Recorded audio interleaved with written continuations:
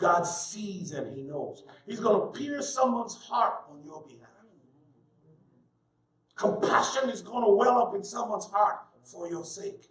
In your most needy moment, someone's going to come up and say, here, I sense you need this when you serve him. Don't let poverty, don't let sickness, don't let your challenges be a distraction from serving God.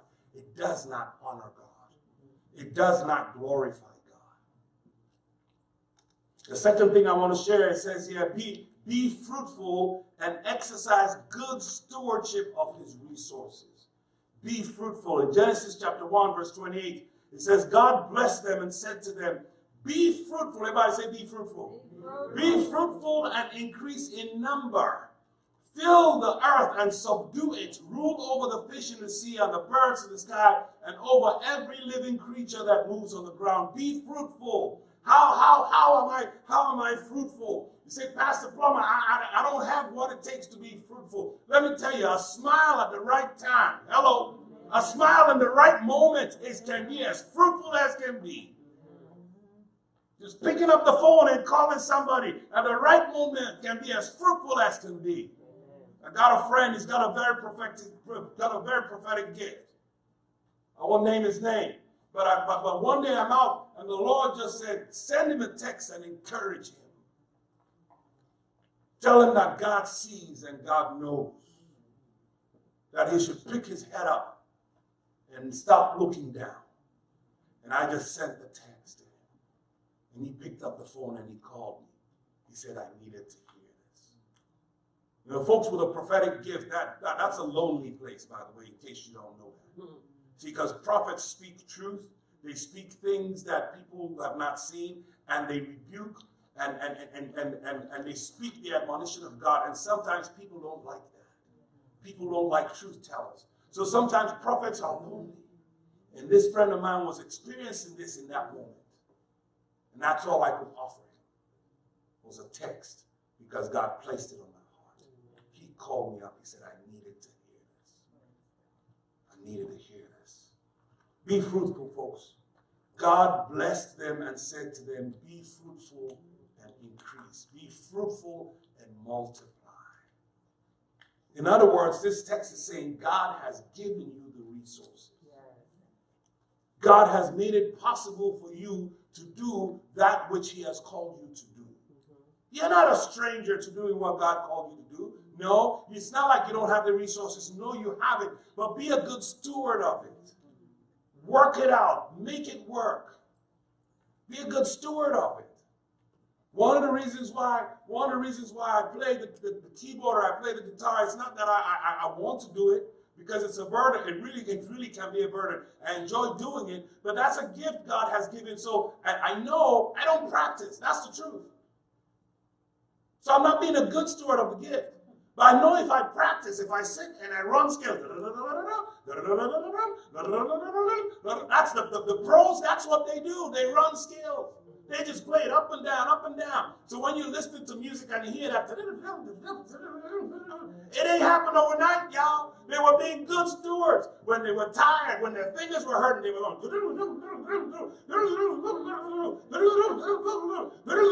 so that when you listen to it, it blesses you. Hello, somebody. Be good stewards of the gift that God has given to you. Be good stewards. That's how you honor God. That's how you glorify God. If you are the best back scratcher, if that's all you know how to do, scratch, be the best back scratcher that you can be. Be the best back scratcher that you can be. We had a young man in the first church, Pastor Larry and I pastored. He had Down syndrome. And this guy, real nice guy. Yeah, he was much older. But when you walked in, he would look at you, come right on up, shake your hand, and then give you a hug. I look forward to that because I'm a hugger. You know, these day and age, you got to be careful how you hug people. But I knew I could hug Roy, man. No backing down. We would go like hug him, give him a little big bear hug and squeeze him. That's the best he could do, and I enjoyed it. I loved it. He was serving wholeheartedly, folks. Don't think you need to be a pastor. Don't think you need to be the preacher. Don't think you need to be on the praise and worship team to serve God. Nah, God has given you gifts, and you honor him by stewarding those gifts. If it's cooking, you cook. Cook to your heart's content. It's a gift. Not everybody can do it. You give some people, you give them 4 ingredients, you say, go for it. And do like this, chop, chop, chop, chop, chop, chop. When you taste it, it's like, mwah. Give those same 4 ingredients to somebody else who can't do nothing. They're like, yeah, mm-hmm. They say, how is it? It's delicious, right? No. Be fruitful, folks, and exercise good stewardship over God's resources. Listen, in John 15, verse 8, John 15, verse 8, Brother Albert mentioned verse 7. John 15 and 8, this is what Jesus said. He says, this is to my Father's glory that you do what? Bear much fruit, showing yourselves to be my disciples. You see, bearing fruit is how you give glory. It's that simple. Multiply yourself. Where is she? She left out. She gave us a drawing, nice drawing for Pastor's anniversary. She stepped out. Lexi. Beautiful drawing. Nice painting. She's exercising her gift, stewardship. Just sounds like, keep on doing this, girl. Keep on doing it. We're looking for a nice place to put it in our house. It's right there. It reminds us every time we walk in the living room, it's right there. Like, okay, gotta find a spot to put this Lexi gift. Because she worked it. She worked it. Yeah. Good stewardship, folks. Again, it's not, you don't have to, in a lot of circles when they say serve God, it means you gotta be a pastor, you gotta be a preacher. This is just one small way in which we serve the Lord.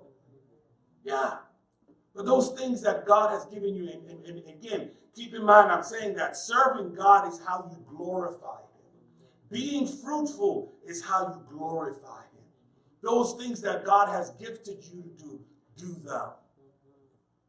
I mentioned to you here, I do a lot of things. God has gifted me to do a lot of things. But the one constant in my life for the last 24 years has been ministry. I have not wavered on that. In those moments when I feel like it, because yes, every now and then I feel like it, I say, God, help me. Because I know it is for this reason that you kept me alive. It is for this reason, God, that you help me, even though I stutter, not to stutter in front of people. Because I feel it. It's there. It's in the background. You catch me in the wrong moment, I will be like, I know it. I feel it. Every time I stand up here to speak, I feel it. But God has shown me how to go around it and not let it bother me. I got a brother, he's a pilot, flies in Rwanda, flies these big jets. He stutters worse than me. As a matter of fact, it is from teasing him that I started to stutter.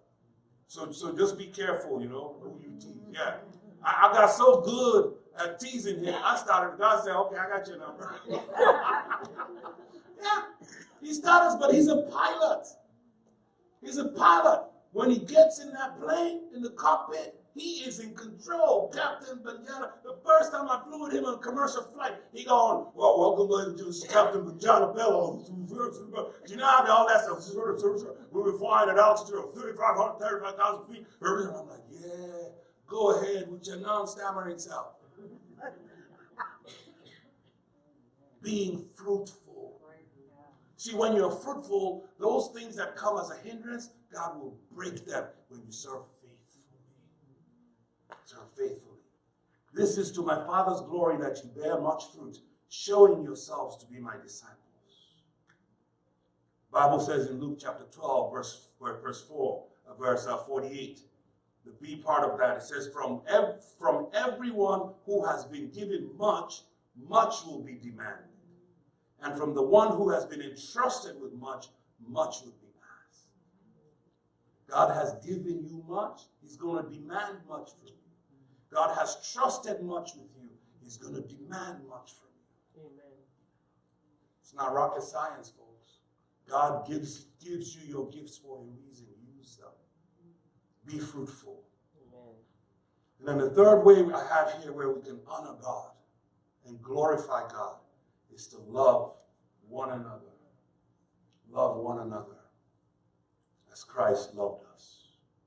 John 15:12, Jesus says, my command is this, love each other as I have loved you. Greater love has no one than this, and to lay down one's life for one's friends. Will you do it? You see people who are hurting, people who need your resources, you've got it. But then you remember we talked about limiting beliefs? You start telling yourself, well, whatever I have to give is not enough. Pastor Lauren was mentioning the folks in Paradise, California. It's millions of dollars of loss. And so the temptation is to say we cannot give them anything. But our prayers work. And guess what? Those 50 cents that's been floating around in your purse, right? We can put it together. And you know what? If 1,000 people give 50 cents, how much is that? Is it what, $500? Yeah. It's a lot of money, folks. It is a lot of money. We got to show love. Love each other, Jesus said, as I have loved you. Greater love has no one than this, to lay down one's life for one's friend. Yeah. It means, you know, mothers show that a lot. I see it. They've got their last bite. The child comes up. They want it. Y'all know I'm telling the truth, right? You want that last bite, your little child says, like, okay, you give it to them. God fills them up and he fills you up too. You thought you wanted that last bite because it looked so good. But you give it anyway. It's called laying down your life. You don't necessarily have to run in the way of gunfire if that's not what God designs for you. But I'm talking about those sacrificial moments, laying down one's life. You know, getting a call from a friend, say, hey, I need somebody to talk. This is what I'm going through. That's what it means, laying down one's life. You know, those of us who pastor, sometimes it can be a thankless job. It can. Doing things. I remember we had a guy in one of our churches who was addicted to crack cocaine. He was in big denial. His wife called me and told me. I said, okay, we'll pray. I talked to them. Finally, he came to his senses and said, yes. What are we going to do about it? We need to check in. We said, no. One night, he's hallucinating in his car. Big time. His wife called me, middle of the night, 2 o'clock in the morning. I drove to their house. Had a gun. I drove to their house. His wife said, what do I do? I said, Father, it's in your hands. And I went over to his car. He saw me. What you doing here, Pastor Plummer? I said, I'm here to talk to you. He said, come on in. And we sat there and we talked for about 2.5 hours in the car. And God was able to minister through me. Not because of me, but through me. And we drove together to the hospital. And he committed himself. He needed psychiatric help.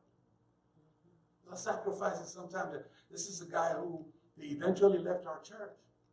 His wife said, oh, we made some kind of excuses. I said, no problem. Ran into him at Home Depot about 2 years later. And it was amazing. 2 years later, he had just been talking about that experience to someone. He was standing there talking about someone, about that experience. And I just mentioned it. So after 2 years, I run into him. And he said, that's the guy I was talking about. Folks, I can't tell you that feeling, you can't pay for it. You cannot pay for it, folks, when you lay down your life for others. It's the little things. It's the little things. You got that extra $20 in your pocket to go buy that shirt, you know, somebody who needs it. Give, the Bible says it'll come back to you. Good measure, pressed down, running over. That's love. Greater love that has no man than this, that he would lay down his life for a friend. You lay down those things that sustain you, those things that are meaningful to you, not just your physical life, Well, the things that give you life. You know what I'm saying? When I say things that give you life, those things that put a smile on your face, those things that make you vibrant. He laid them down for somebody else. Go the extra mile, folks. This is how you give glory to God.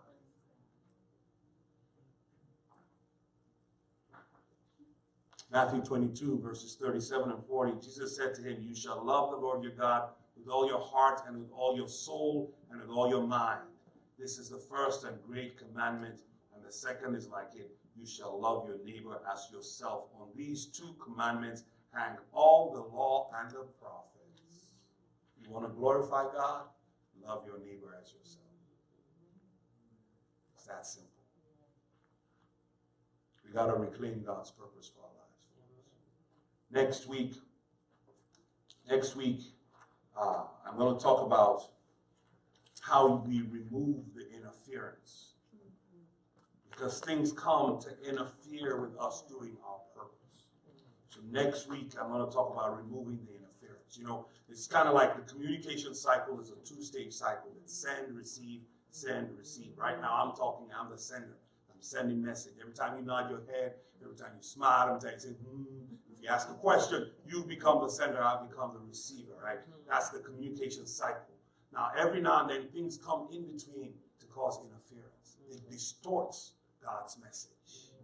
Yes, and so next week I'll be talking about that. Amen? Like I said, we're going to be looking at a few folks in the Bible, David, Saul to Paul, those things, repurposing your past so that you